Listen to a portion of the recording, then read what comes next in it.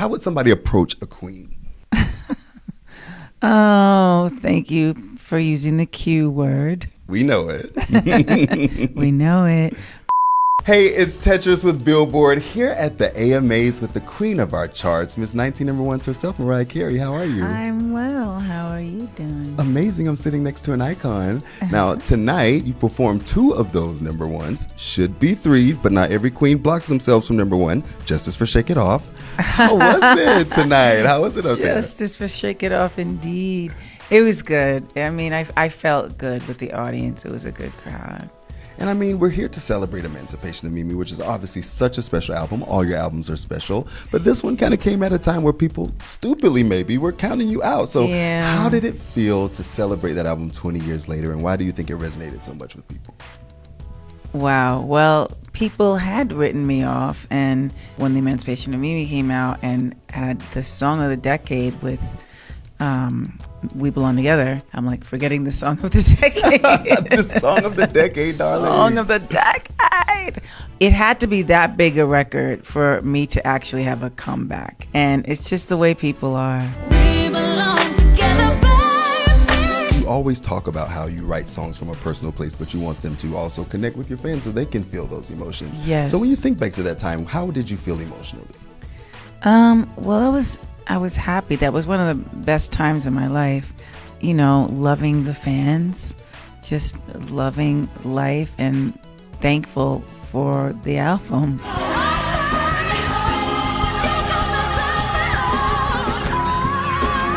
The album obviously did amazing. You had a bunch of good songs on it, but you ended it with Fly Like a Bird, a beautiful spiritual song that you performed at the Grammys, one of your best performances. Why was it important to end Emancipation of Mimi with Fly Like a Bird? The spirituality of that song was very important to me, especially at that time in my life.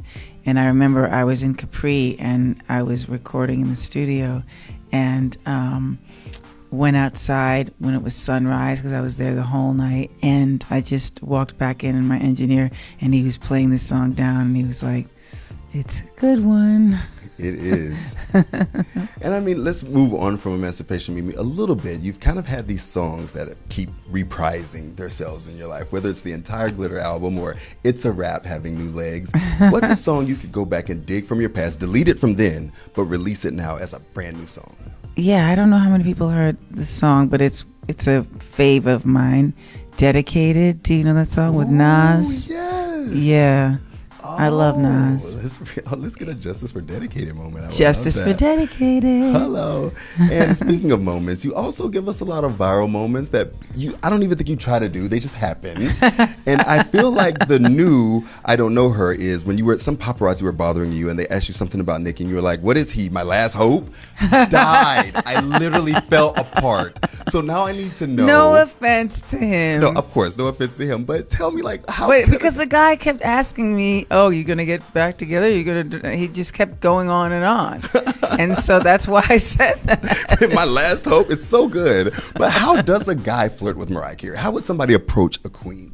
I don't know. I'm very much like, I don't know if I'm shy or if I'm just like, you know, I'm more of like a friend type of a person. Okay, so get in on a friendly level. Start there. Yeah, get in on a friendly level. Start there. Okay, good advice for the fellas. I like it.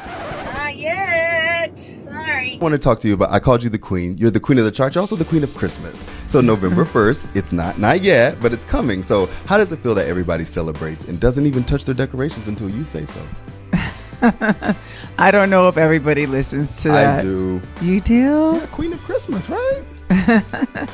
I think it's an amazing thing that just happened that I never could have predicted. Because the song, All I Want for Christmas Is You, just grew and grew and slowly though. It wasn't like an immediate thing, you know?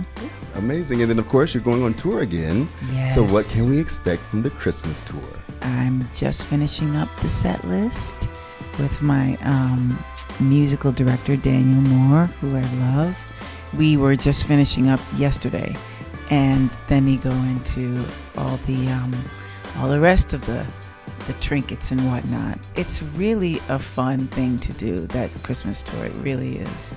Everybody make sure you go get your tickets. I can't wait to see you at Yomava again. I did too much last time when you did as a rap. I was going crazy in the crowd. But can't wait to see you again. I need to do that. Do you think it would be okay if I did It's a Rap again? I don't know if it's timely anymore. Oh, it doesn't matter if it's timely. We had fun with it. But please don't take Christmas times in the air again. I just need that every time. Okay, please. Okay. That's my one request, Mariah. That's one of my favorites that I've done. I'll bring you some champagne if I can afford whatever the type is you drink. Absolutely. Thank you so much, Mariah. This was a great portrait moment as well. Thanks for hanging out with me. Thank you for hanging out with me. Literally every time anybody's asked me my whole life as a host, what's your dream interview? It's always been your name. So I really appreciate it. We need to do this. a long, good one when there's no other. Oh, like an actual, oh my God, an actual sit down. Okay, so this isn't our last time. Okay. Thank you so much, Mariah.